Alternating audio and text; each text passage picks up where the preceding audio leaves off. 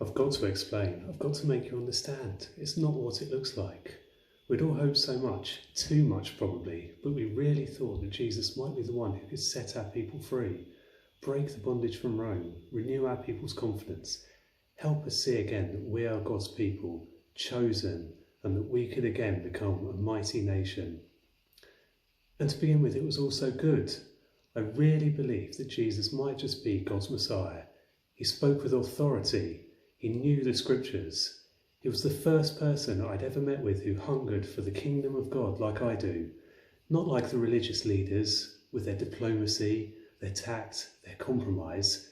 They are gutless bureaucrats. They hold us back. But Jesus was different, and it seemed that he would take them on, take us forward. But then things changed.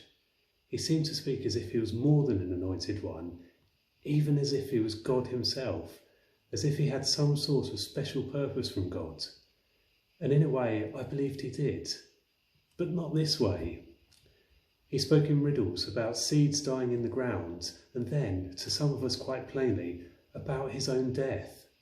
He said that if things carried on this way, then he would suffer and he would die.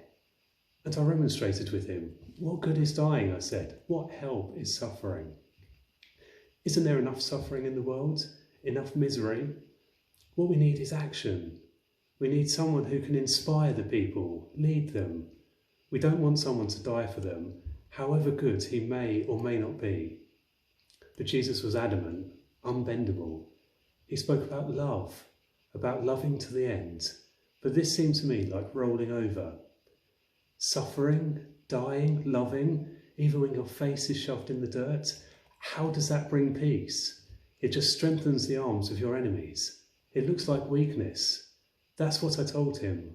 I told him they despise weakness and they would exploit it ruthlessly. And he just laughed, actually laughed.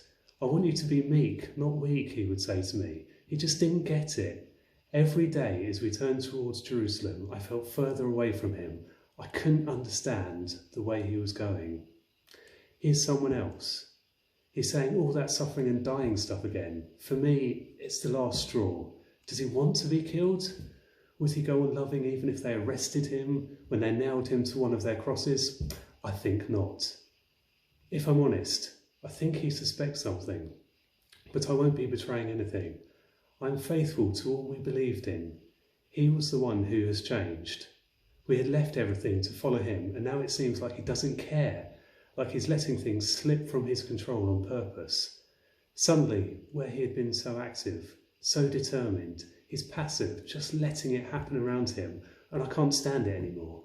I need to bring things to a head to find out what he really thinks. And yes, Cephas and Annas had already been in touch with me. I'd spoken to them, but I'm not on their side. Surely you can see that. I'm not on anyone's side. I'm doing this so the truth can come out. And I know it's hard, but the truth is, he's not what he thinks he is, not the Messiah he was meant to be, not the Messiah we need.